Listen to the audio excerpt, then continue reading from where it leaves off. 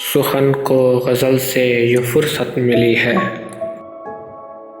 غم دل کو دل سے جو رخصت ملی ہے۔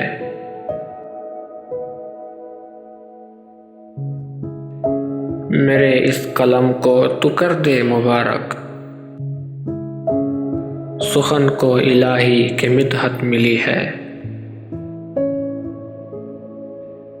مجھے دل کو زمزم سے دھونا پڑے گا، تجھے دیکھنے کی اجازت ملی ہے۔ وہ بچھڑا تو بالکل ہی ساکت رہا دل، کہ یاسین سے دل کو حرکت ملی ہے۔ بہت رو چکا ہوں مگر خوش ہوں میں اب، کہ دل کو جو رونے کی عادت ملی ہے۔ مجھے تو بے مقصد ہی بسمل بنایا، کہ شہر اما سے بھی وحشت ملی ہے۔